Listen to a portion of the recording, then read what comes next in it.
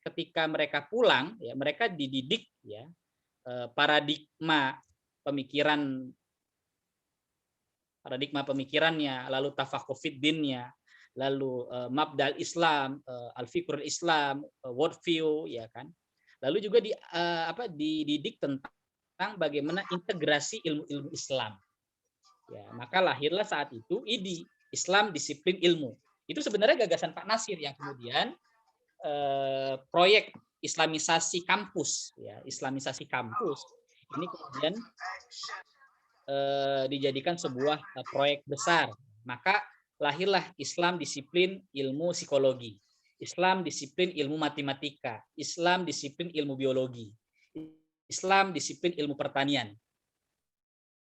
Sehingga kita melihat saat itu kampus-kampus yang dididik oleh Pak Natsir ya, ketika mereka menjadi dosen di berbagai kampus-kampus yang sekuler, ya, mereka mengajarkan paradigma tauhid, integrasi keilmuan.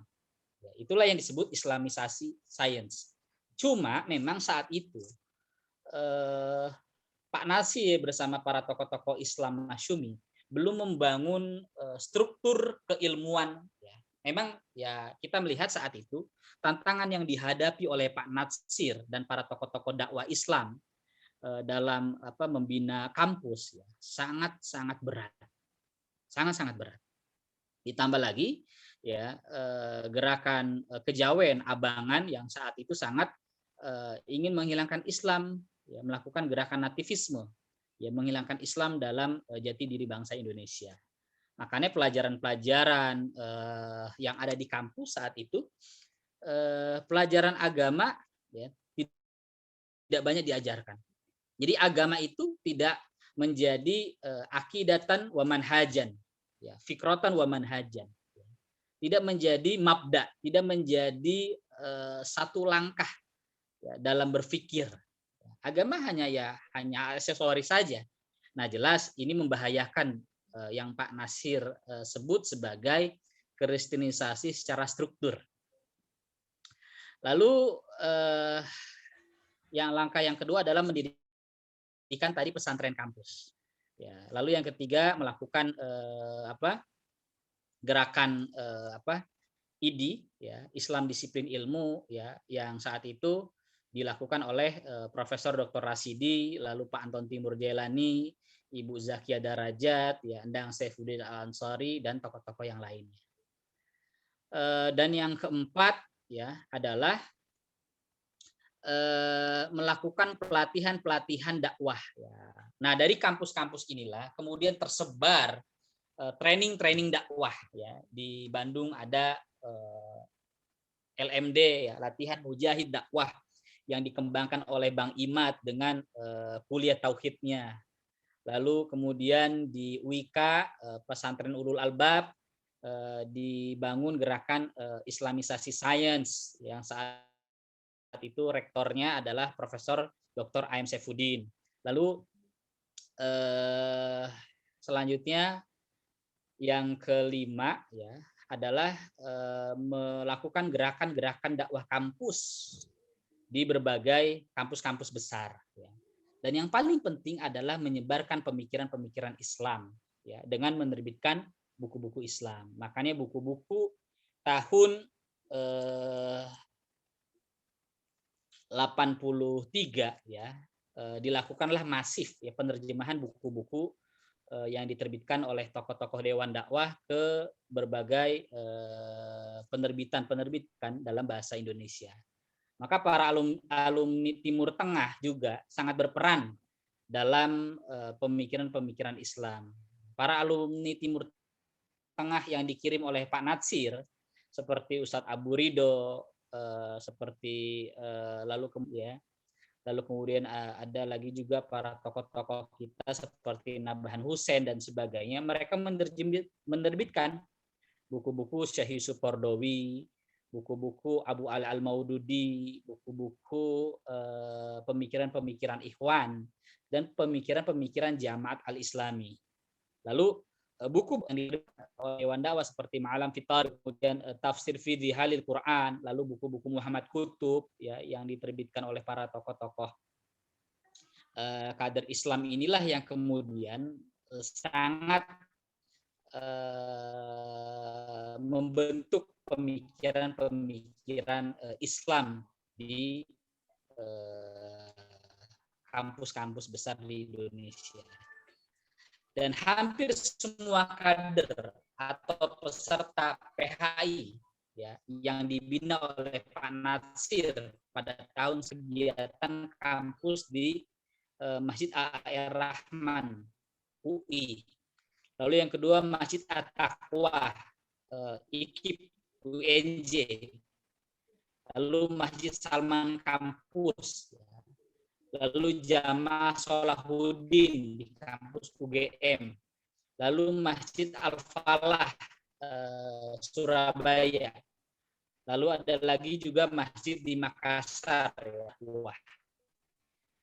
Di antara generasi LMD ya, lahirlah para gerakan-gerakan dakwah yang kemudian mereka mengisi berbagai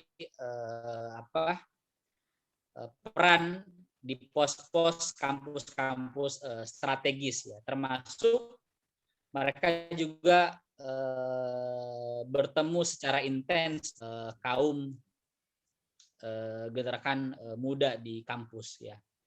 Lalu para tokoh-tokoh di Jakarta ya, mereka mendirikan pengajian tadabur yang dibuat oleh Ustadz Aus Hidayat yang semakin lama semarak. Pengajian tahun 83 masuk ke UI dan mendapatkan baru saat itu tenaga muda Zainal Mutakin yang Jumde yang sekarang menjadi ketua Dewan Dakwah DKI Jakarta, bahkan sempat mendirikan majalah Sabili. Lalu lambat laun gerakan dakwah kampus inilah melebar dari seluruh Sabang sampai Merauke. Para mahasiswa, para pemuda kampus di seluruh Indonesia yang dimuliakan Allah Subhanahu wa taala, termasuk juga kelahiran kami, Kesatuan Aksi Mahasiswa Islam Indonesia, yang pada awalnya adalah lahir dari pembinaan Forum Silaturahmi Lembaga Dakwah Kampus ke Indonesia yang ke-10 yang diadakan di UMM Universitas Muhammadiyah Malang pada tahun 98, tepatnya pada 25 sampai 29 Maret. Dikumpulkanlah 64 perwakilan kampus di seluruh Indonesia dengan gerakan kampus hadir 200 peserta. Mereka datang dari berbagai kampus di Jawa, Sumatera, dan Kalimantan. Forum Silaturahmi Lembaga Dakwah Kampus itu sendiri adalah kegiatan rutin tahunan yang diselenggarakan oleh LDK sekaligus ajang silaturahmi.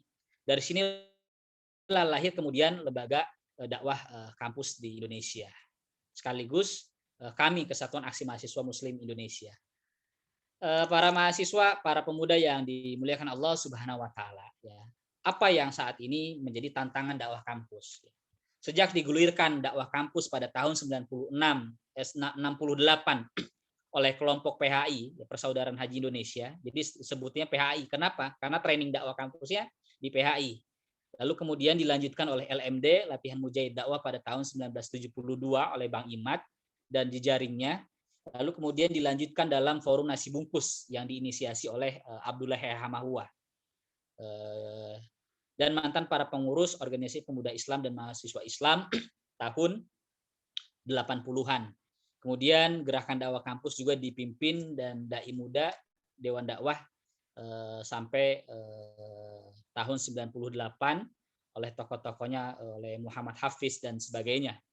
Pada tahun 2000-an awal jaring-jaring kampus yang dibina oleh Dewan Dakwah Islamiyah lambat laun semakin lepas. Bahkan perlu ada gerakan yang merajut kejayaan Dewan Dakwah dalam membina kampus. Maka dengan itu Dewan Dakwah perlu kembali kepada khittah dakwah Islam Indonesia. Khittah dakwah merupakan sebuah ukuran keberhasilan dakwah kampus di Indonesia. Dan ada pun tantangan-tantangan dakwah di kampus hari ini. Yang pertama adalah gencarnya invasi pemikiran, gozul fikri di kampus. Serangan virus liberalisme, pluralisme, dan sekularisme semakin masif di kampus. Dan yang kedua, munculnya paham nativisme yang menghilangkan Islam dalam pentas sejarah Indonesia. Yang ketiga, belum adanya maddah dan thariqah yang jelas dalam membina dakwah kampus. Sehingga ini berdampak dalam syakhsiyah pribadi dan cara pandang worldview dalam jati diri mahasiswa. Di tengah girohnya dakwah kampus dan semangat hijrah hari ini, ya, gerakan dakwah anak-anak muda, gerakan dakwah milenial, perlu ada materi sejarah perjuangan Islam Indonesia atau yang kita sebut dengan SPUII, sebuah pelajaran takhusus yang saya kira kita perlu diingatkan kembali oleh tokoh yang tidak bisa dilepaskan, yaitu yang baru meninggal kemarin, Allahyarham Abdul Qadir Jailani. Beliau menulis buku SPUI, Sejarah Perjuangan Islam Indonesia. Sehingga sejarah perjuangan Islam di Indonesia diajarkan di kampus secara masif, ya, sehingga mahasiswa mengerti betul perjalanan dakwah Islam di Indonesia. Karena banyak ya para dakwah kampus, tokoh-tokoh dakwah kampus ini nggak tahu tentang perjalanan dakwah Islam di Indonesia, ya, sehingga mereka tidak mengetahui apa yang terjadi di tengah-tengah masyarakat, apa yang terjadi di tengah-tengah umat, yang kita sebut sebagai fikul waqi. Lalu yang kelima, perlu adanya kesamaan visi perjuangan antar gerakan dakwah kampus, sehingga sesama antar gerakan dakwah kampus tidak saling ribut dan bertengkar. Nah, ini problem ya. Kalau dulu dakwah kampus itu luar biasa, belum ada kelompok Salafi, belum ada Ikhwan, belum ada kelompok Hizbut Tahrir, belum ada kelompok-kelompok yang lain, semuanya nyatu. Nah, sekarang ini justru kampus-kampus Islam ini kadang ya satu sama lain ribut gitu. Kelompok ini, kelompok ini, kelompok itu. Nah, jelas ini tidak boleh. Justru yang akhirnya itu melemahkan dakwah Islam. Apalagi tantangan dakwah kampus begitu besar tantangannya. Semakin maraknya wabah pemikiran komunisme di antar para pemuda, perlu ada semacam kajian pemikiran dan sejarah seputar komunisme dengan pendekatan cara Islam. Ya, ru'yatul Islam lil wujud. Nah, anak-anak muda kita ini sekarang berapa banyak yang inferior. Mereka begitu bangga mengucapkan Karl Marx, ya, daripada tokoh-tokoh Islam. Bahkan dengan bangganya memegang Das Kapital daripada memegang buku Kapital Selekta. Bahkan nggak tahu buku Kapital Selekta Pak Natsir. Adapun solusi dakwah kampus yang bisa ditawarkan,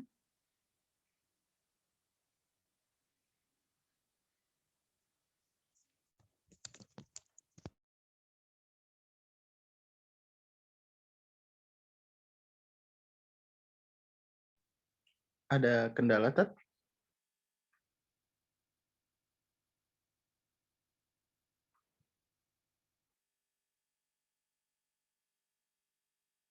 Mohon maaf, ada sedikit kendala ya, kendala teknis. Sambil menunggu Ustadznya kembali join. Sangat luar biasa ya, Masya Allah, ternyata kita bisa merasakan dakwah di kampus berkat perjuangan-perjuangan founding father.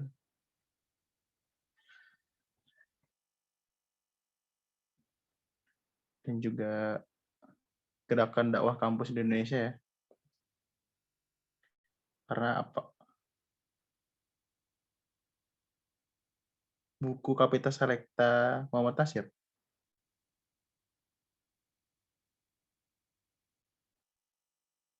Oke, buat akang kita yang ingin bertanya juga bisa langsung di drop di kolom komentar ya.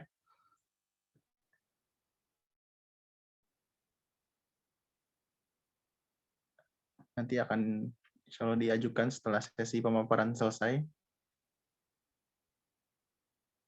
Oh iya, Das Kapitalnya kalau maksudnya.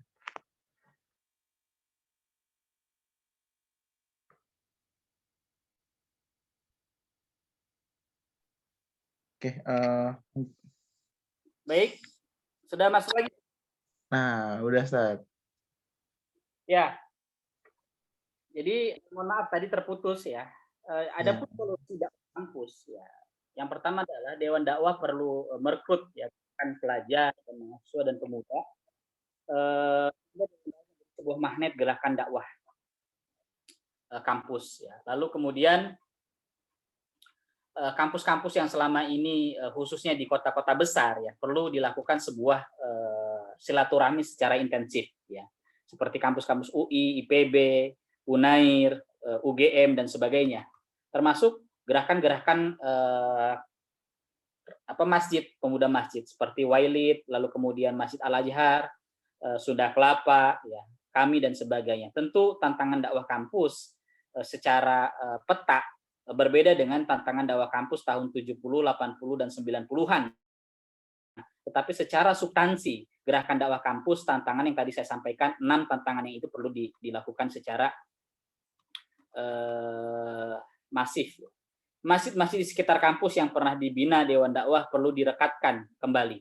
Pengenalan dan perjuangan tokoh-tokoh Masyumi perlu dibuat secara silabus. Hal ini akan berdampak dalam pewarisan estafeta perjuangan.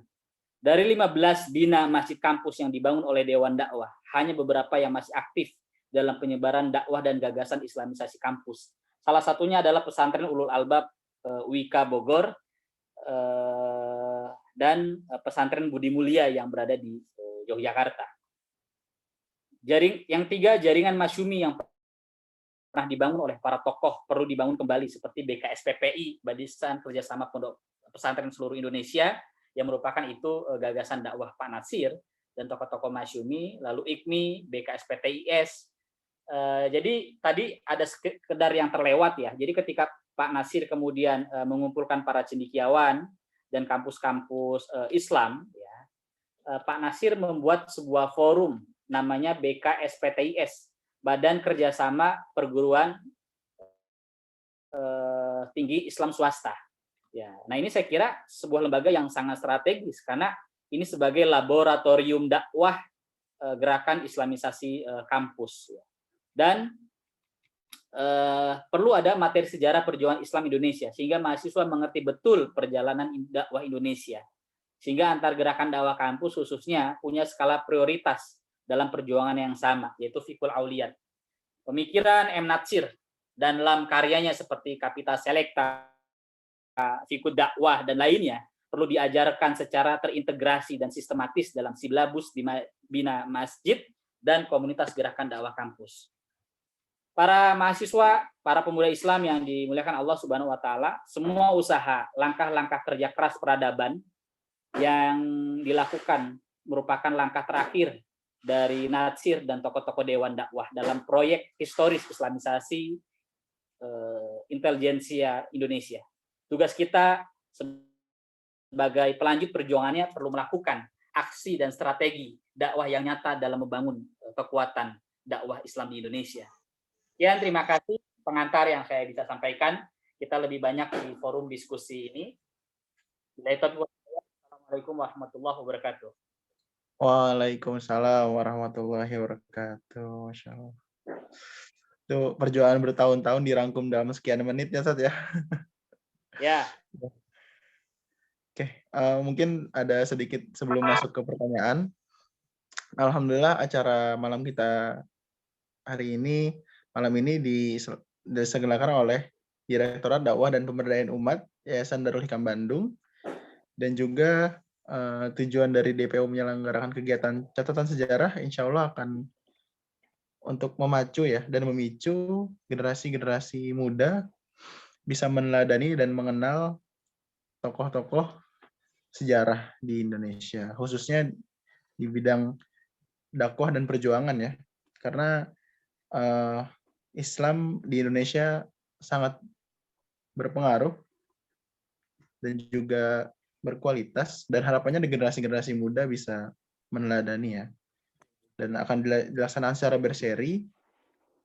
Maka Kang Teteh jangan live grupnya, insya Allah bakal ada lanjut sesi-sesi selanjutnya, membahas tokoh-tokoh luar biasa lain. Oke, mari kita cek di kolom chat ya, apakah ada pertanyaan. Wah, udah mulai banyak nih, Ustaz ya. Ini mau satu-satu atau mau dibacain semua dulu, Ustaz?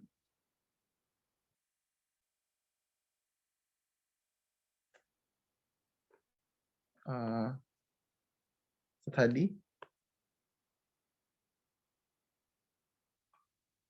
gimana, Ustaz? Mau dibacain satu-satu dulu atau mau langsung beberapa baru dijawab sama Ustaz?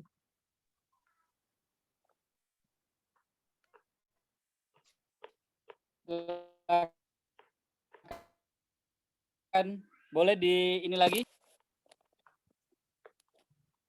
Ya, Ustaz.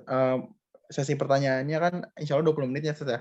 Mau dibacakan satu-satu jawab atau mau langsung dibaca beberapa dulu, Ustaz?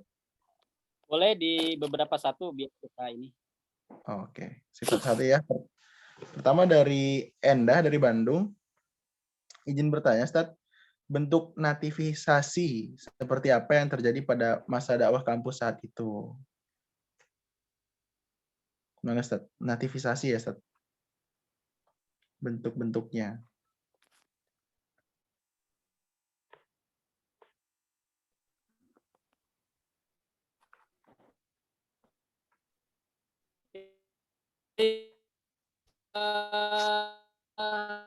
Kalau kita zaman Orde Baru yang proyek mereka dengan menggalang kekuatan bersama CSIS, lalu kemudian CSIS Ali Murtopo menerbitkan program Repelitita.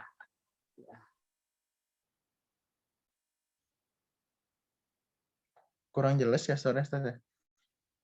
Kalau di teman-teman gimana? Sudah jelas ya? Nah, udah mulai jelas, Ustaz. Ya. Ya, mungkin bisa diulang, Ustaz, jawaban dari untuk Teh Endah tadi. Jadi mohon maaf, saya tempat ini di kampung sebelah ada perang dua. Oh. Ya. Ini apa ini nih apa petasan sampai kedengarannya luar biasa. Jadi nativisme itu adalah menggunakan Islam dalam pentas sejarah ya. Dalam pentas sejarah sebagaimana kita lihat program CSIS ketika menggandeng Orde Baru, kekuatan Islam dijadikan sebuah ancaman. Dan itu kita bisa lihat dalam kita rancangan pembangunan 50 tahun yang kemudian dijabarkan menjadi rancangan pembangunan 5 tahun. Bagaimana dalam laporan CSIS replika itu Islam dijadikan sebuah penghambat kemajuan sebuah bangsa. Nah, ini jelas nativisme. Maka mereka bagaimana caranya menghambat gerakan Islam ya di kampus-kampus ya, maka diadakanlah sebuah normalisasi kehidupan kampus. Tidak boleh ada kegiatan-kegiatan kampus ya. Bahkan saat itu kalau kita lihat bukan hanya kampus saja ya, sekolah-sekolah Islam wabil khusus Muhammadiyah melakukan sebuah maklumat ya dan taklimat pengumuman jikalau sekolah-sekolah negeri itu melarang siswanya berjilbab ya, maka Muhammadiyah siap menampung mereka secara besar.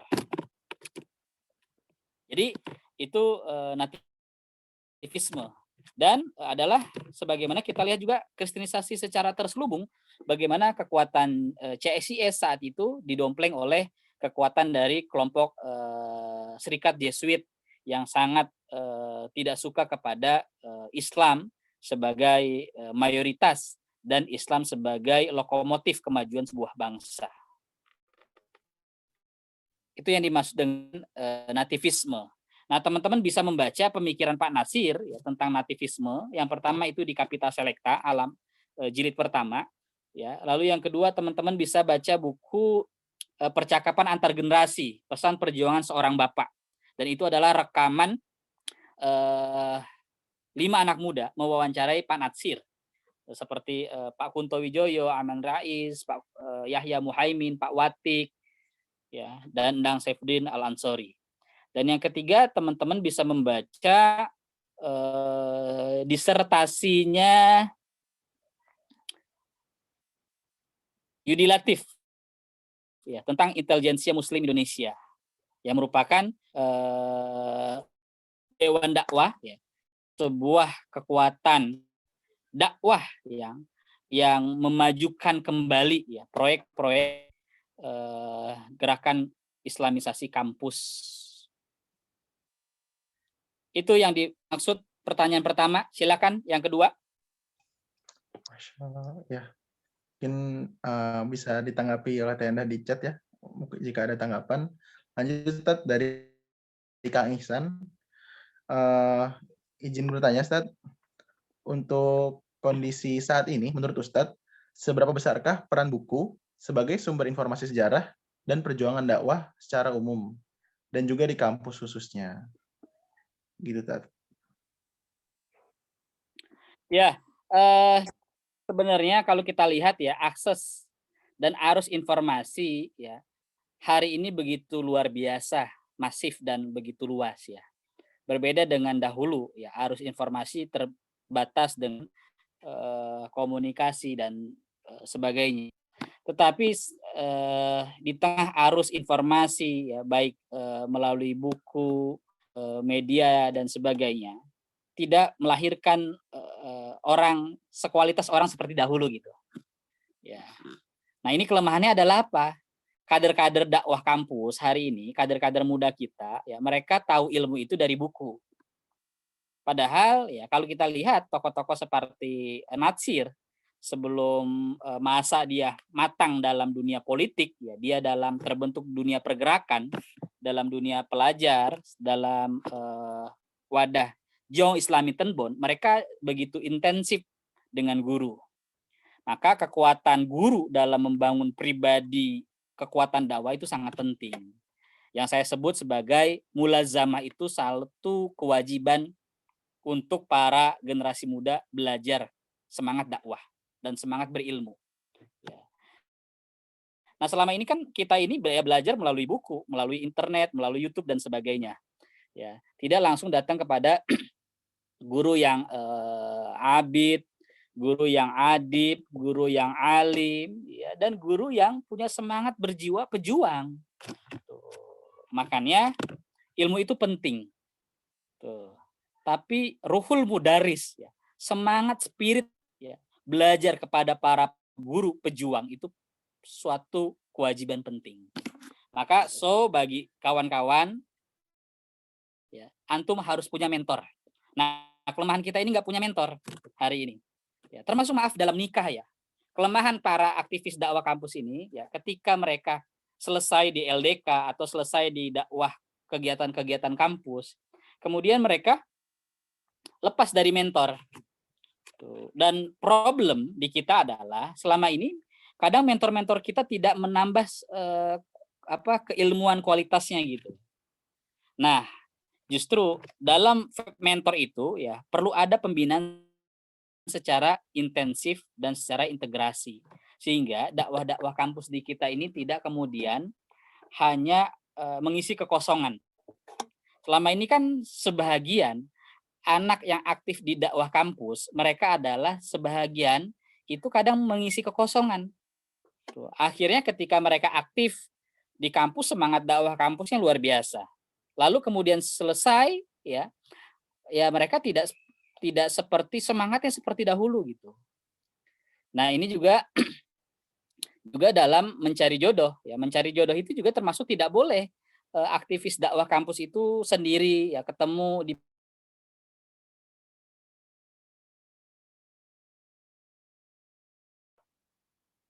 Ada sedikit kendala lagi ya. Padahal bahasannya sedang ramai ya. Insya Allah. Terus dibina dan membina sampai nanti ujung.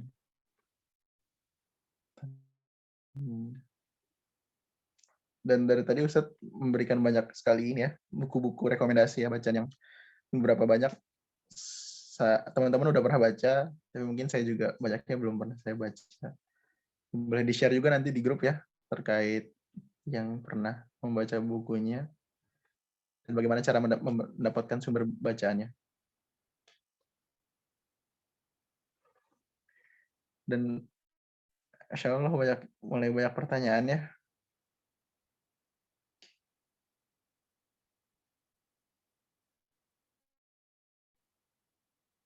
Sambil menunggu Ustadznya.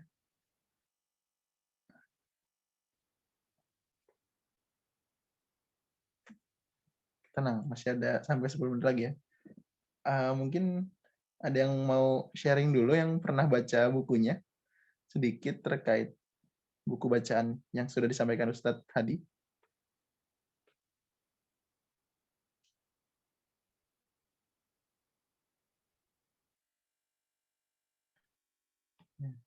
Iya, belum pernah. Apa teh? Teman-teman yang lain mungkin pernah mendengar atau membaca ya buku-buku yang sudah disebutkan, boleh di-sharing dulu sedikit, berbagi.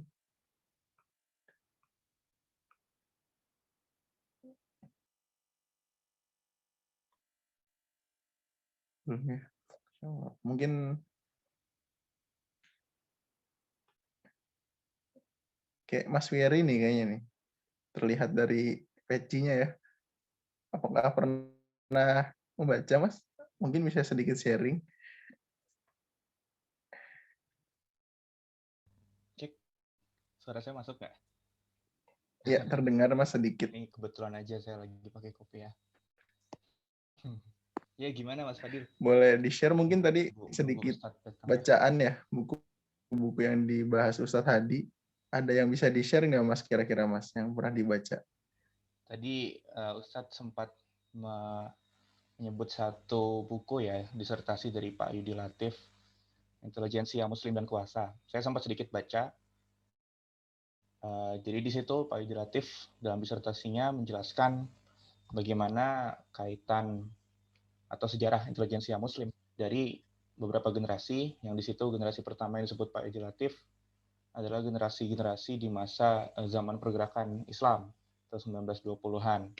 Tokoh-tokoh termasuk nanti Pak Nasir jadi generasi penyambung intelijensia Muslim tersebut, dan dijelaskan secara bagus di situ ya. Salah satunya di bab kedua tentang Orde Baru, yang nama babnya Developmentalisme Represif Orde Baru. Nah, di situ dijelaskan sejarahnya memang tokoh-tokoh seperti Muhammad Nasir dan tokoh-tokoh Masyumi lainnya, setelah di penghujung masa Orde Lama, Partai Masyumi dibubarkan oleh Soekarno karena keterlibatannya di Pemerintahan Revolusioner Republik Indonesia atau PRRI. Kemudian tokoh-tokohnya ditangkap, tokoh-tokohnya dipenjara di situ. Nah, ketika Orde Baru nanti masuk 1965, Pak Harto jadi presiden, tokoh-tokoh ini sebenarnya dibebaskan, tidak lagi dipenjara, tetapi memang tidak pernah lagi diberikan panggung dalam kontestasi politik.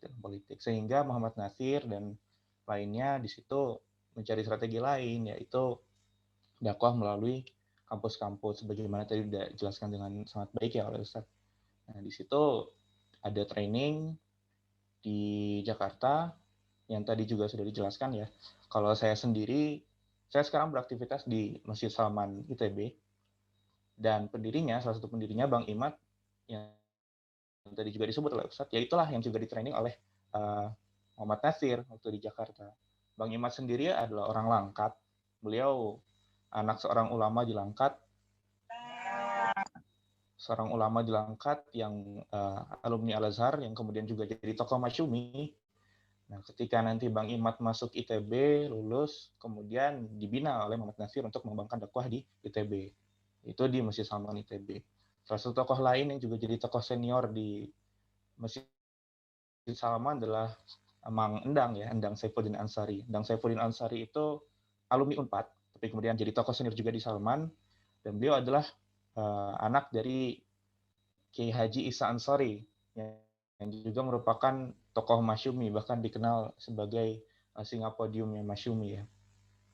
Nah, yang menarik di situ di disertasi Pak Yudi Latif, beliau menjelaskan bagaimana latar sosiologis yang bisa menjelaskan kenapa gerakan dakwah kampus yang dibangun oleh Muhammad Nasir dan juga dibangun oleh Bang Imad dengan latihan menjadi dakwahnya itu bisa menarik banyak minat dari mahasiswa-mahasiswa kala itu. Secara sosiologis, mahasiswa yang ada di 70-an, 80-an di lingkungan kampus yang bisa dibilang sekuler seperti ITB, apalagi di masa rezim Orde Baru ya, sebagaimana tadi dijelaskan pasca normalisasi kehidupan kampus, itu organisasi-organisasi mahasiswa yang di luar badan kampus atau ormawa eksternal seperti HMI itu secara praktis kehilangan pijakan dalam kampus. Maka orang-orang atau mahasiswa-mahasiswa di sini kan merasa membutuhkan pegangan pijakan keagamaan, ditambah juga dengan pembangunan Orde Baru yang sangat banyak mendatangkan investasi dari Barat, itu juga salah satu efeknya adalah adanya introduksi pemikiran-pemikiran Barat, pemikiran liberal, pemikiran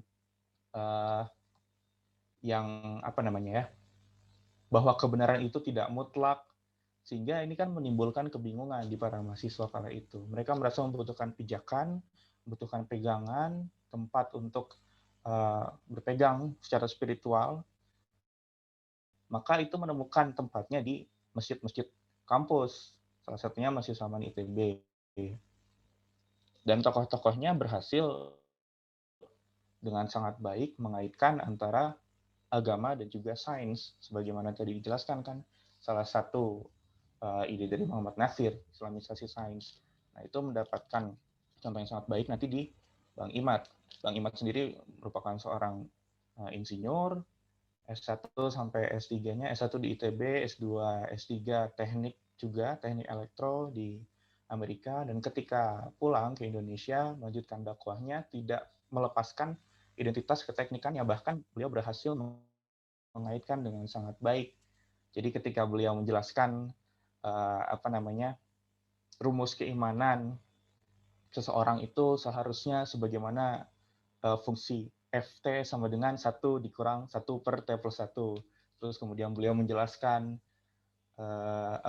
diferensial dari persamaan ini berarti nilai slope-nya selalu naik. Yang bermakna keimanan kita harus selalu naik. Nah, penjelasan-penjelasan dengan gaya atau teknik seperti itu sangat disukai, sangat diminati oleh mahasiswa di perguruan tinggi sekuler, terutama dalam hal ini ITB ya. Dan yang menjadi unik karena tokoh-tokohnya itu bisa dibilang non-skolastik atau tidak terdidik di lembaga Islam modern. Walaupun beliau ilmunya dalam ya, karena beliau anak seorang ulama, tetapi beliau dari S1 sampai S3 itu kan di perguruan tinggi sekuler. Jadi merasa lebih relate gitu ya. Mahasiswa ITB itu merasa lebih relate. Belajar dari tokoh-tokoh yang dekat dengan identitas keprofesian mereka, tetapi juga tidak bisa diadu gitu kemampuan pengetahuan Islamnya. Barangkali itu Mas Fadil bisa saya bagikan ya dari hasil bacaan saya. Oh ya, turun ya Kang ya. Ternyata Mas ini sesuai dengan pecinya ya. Cukup banyak. Ya, atur nuhun. Luar biasa dapat kabar kalau Ustadz Hadinya ada gangguan ya, dan mohon izin ke teman-teman yang sudah bertanya. Pertanyaannya sudah kita rekap dan insya Allah akan disampaikan ke Ustadz dan akan kita coba untuk dijawab.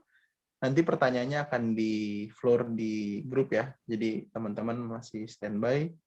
Kalau akan dijawab via grup, entah itu by chat atau by voice note. Mohon maaf atas ketidaknyamanannya dan juga kendala-kendalanya. Dan karena sudah jam 9,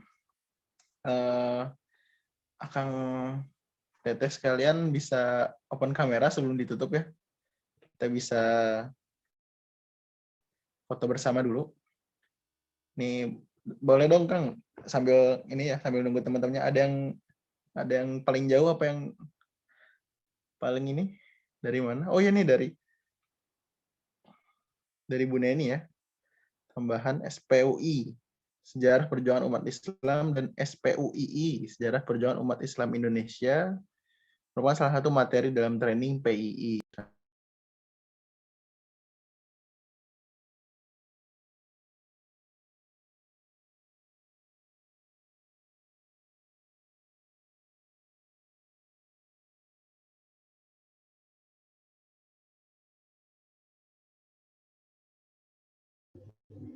Di unmute itu di unmute Mas Fadil. Oh iya, maaf, sampai mana tadi ya?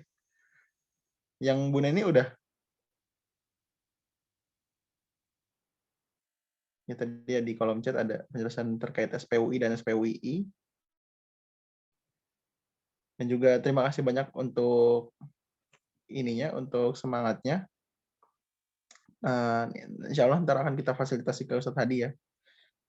Operator udah siap buat foto? Ada Kang Oh, DPU ya? Gimana? Boleh. DPU siap. Oke, emang nggak aba-abanya dari DPU-nya?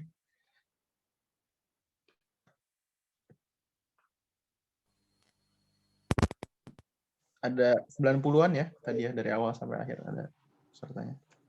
Baik, kita lakukan foto bersama kepada Bapak dan Ibu. Berkenan untuk menyalakan videonya. Baik, akan kita mulai. Berikan senyum terbaik dan terhangat. 1, 2, 3. Baik, terima kasih Bapak dan Ibu. Ya, oke. Sip, makasih Kang. Ini ada Prof. Jaja juga nih. Oh, ada Prof. Jaja. Prof. Jaja mau menyampaikan sedikit? Prof. Jaja, tapi sudah. Beliau aktivis juga ya. Udah bagus tadi, udah bagus. Ya, Guru besar UIN beliau.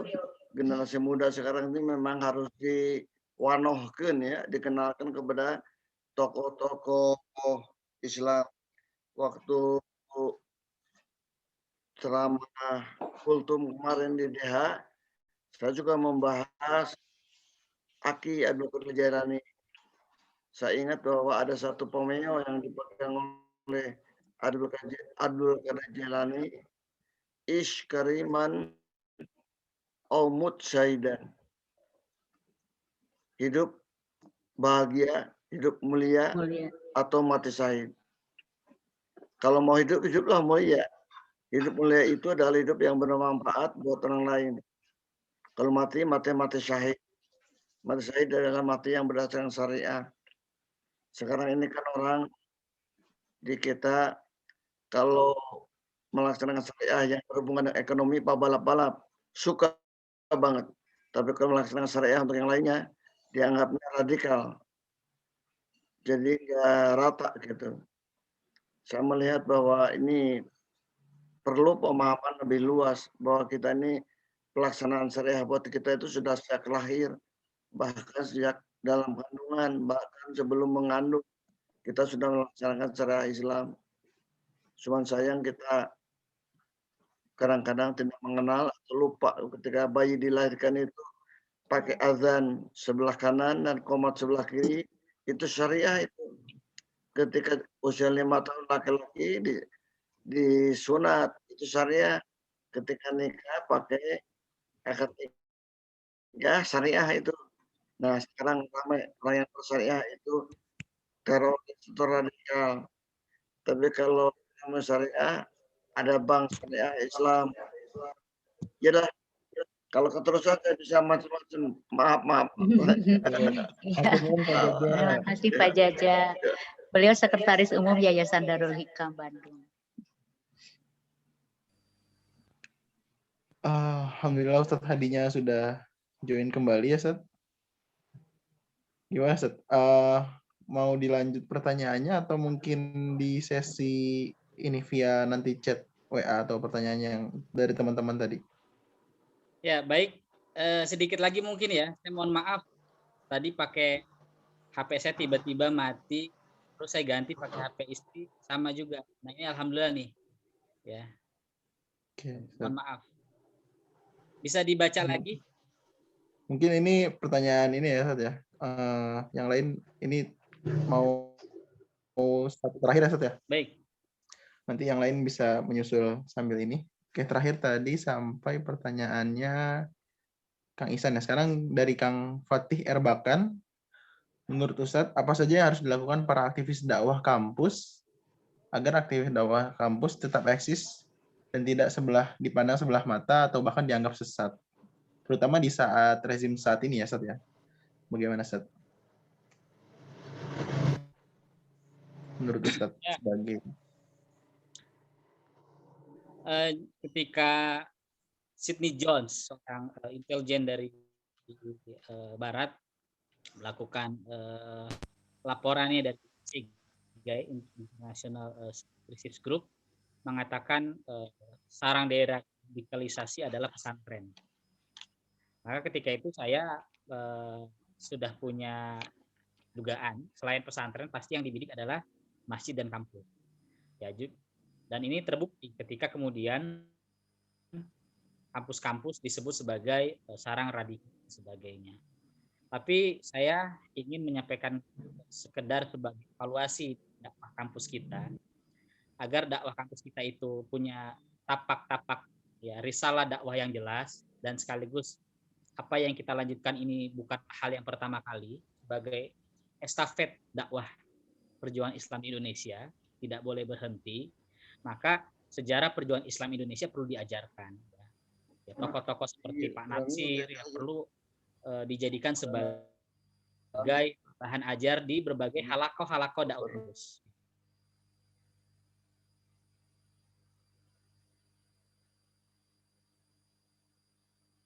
Ke-mute Ustadz, maaf. Ya. Nah, sampai halakoh tadi, Ustadz. Ya, halakoh dakwah kampus. Nah, maka halakoh dakwah kampus harus membuat sebuah madah materi tentang tokoh-tokoh dakwah kampus Islam di Indonesia. Saya ingat ketika merebaknya pemikiran-pemikiran tokoh-tokoh Timur Tengah ke Indonesia, dan itu digandrungi oleh para generasi Islam. Seorang tokoh pemuda Islam dari Indonesia yang kemarin meninggal, Abdul Qadir Jalani, mengatakan, ya, pemikiran-pemikiran dakwah di Timur Tengah di Indonesia itu hanya sesaat. Ya, maksud sesaat itu yaitu hanya menjadi penyemangat saja, ya. Hanya sesaat saja. Nah, oleh karena itu, ketika kita mengkaji tokoh-tokoh dakwah Islam seperti Ahmad Dahlan, Hasyim Asy'ari, Pak Natsir, Agus Salim, Cokro Aminoto, dan sebagainya, ini sebuah mata rantai yang panjang. Mata rantai yang panjang inilah sekaligus ya mengikat kembali ya perjalanan dakwah yang tidak boleh terputus. Nah, makanya saya berharap ya di berbagai kampus perlu ada Natsir Center. Ya, inilah yang saya sedang bangun dengan gerakan-gerakan kampus. Saya mendirikan Pusat Dokumentasi Islam Indonesia. Bagaimana melakukan gerakan secara masif, secara besar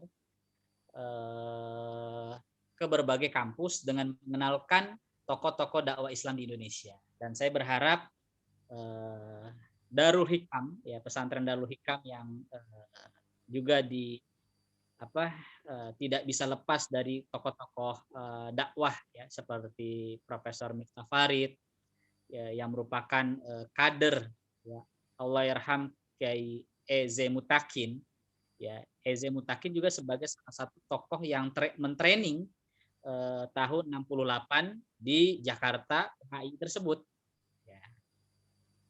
Jadi itu agar dakwah kampus ini punya tapak yang jelas, sehingga orang menuduh radikalnya di mana. Nah, selama ini kan orang menuduh radikal karena kadang kita meneriakkan ya atau menjagokan yang sebenarnya perlu ditinjau ulang. Misalkan ya tentang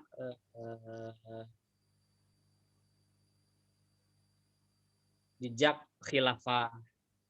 Nah, kita perlu melakukan peninjauan ulang karena saya yakin ya orang yang memandang khilafah di Indonesia ini ada missing link yang terputus. Nah, saya harap teman-teman membaca pemikiran tokoh-tokoh Islam seperti Hasbi Asidiki, lalu kemudian Haji Agus Salim, lalu kemudian Pak Natsir, Buya Hamka tentang politik ya, termasuk Abdul Qahar Muzakir ya.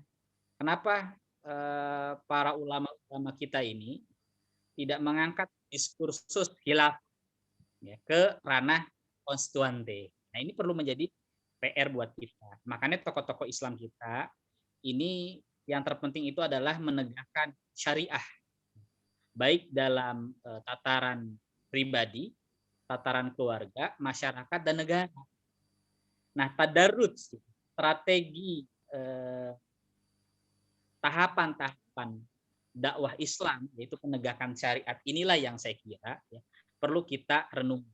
Karena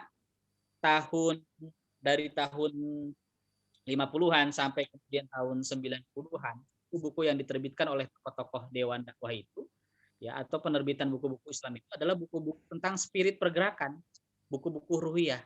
Maka pasca reformasi lahirlah embrio ya, gerakan lahir sekolah pendidikan Islam, FDIT, kemudian Bank Islam, perekonomian Islam dan sebagainya. Nah, inilah yang saya kira hari ini buku-buku yang diterbitkan oleh kita ya lebih banyak buku-buku fikih. Fikih itu bukan tidak penting, belajar fikih itu penting. Tetapi jangan sampai kemudian ketika kita belajar fikih ya, kita kehilangan semangat ruh dan pergerakan dakwah Islam. Nah, ini yang akhirnya ketika orang belajar fikih dia kering tentang ruh perjuangan dakwah Islam. Yes. Nah, saya ingat dulu ketika Pak Nasir sebenarnya Pak Nasir sudah membangun cita-cita syariat Islam dalam bentuk tataran ekonomi. Ketika Orde Baru yang saat itu sudah mulai dekat kepada Islam, ya, Dewan Dakwah menugaskan Kiai Hasan Basri, Allahyarham, yang saat itu sebagai Ketua Majelis Ulama Indonesia, agar menyampaikan kepada Pak Harto tentang Bank Islam.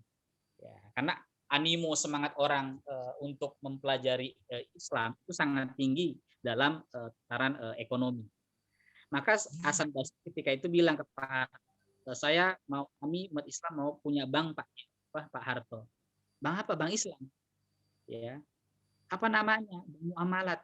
Ya, Pak Harto itu saat itu orang abangan, dia nggak tahu apa itu muamalah. Lalu Pak Harto jawab, Pak Harto nanya ke Pak Kiai Hasan Basri, Pak Kiai, muamalah itu apa? Kata Hasan Basri, Pak Harto, ya, muamalah itu adalah semangat bergotong royong, semangat ta'awun, kata Hasan Basri. Oh, kalau begitu saya ya, maka Bank Muamalah saat itu diresmikan oleh Pak Harto. Dan Dewan Dakwah sebagai salah satu yang membina ya, lahirnya gerakan ekonomi Islam. Dan bahkan Bank Muamalat itu yang pertama itu di masjid di bawah masjid kantor Dewan Dakwah itu di Keramat Raya 4. Nah, andai kata ya Pak Harto ya mendengar kata syariat, ya, Kiai Hasan Basri bilang, Pak, kami mau bikin umat Islam itu bank syariat. Ya, saya kira Pak Harto sudah alergi dulu.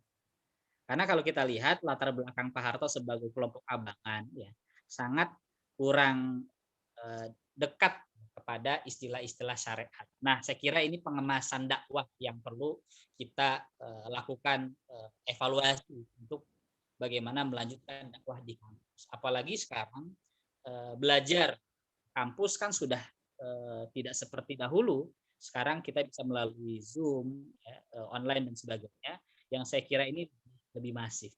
Tetapi beberapa hal yang saya kira untuk strategi tidak bisa diungkapkan dalam forum-forum nasional, apalagi forum sifatnya umum. Nah, itu hanya yang bentuknya strategi dakwah kampus hanya untuk para pengurus dakwah kampus, bagaimana menguatkan dakwah kampus dan membangun kekuatan dakwah kampus Islam di Indonesia. Itu Akhi. Insya Allah buat satu pertanyaan yang ini ya penutup ya.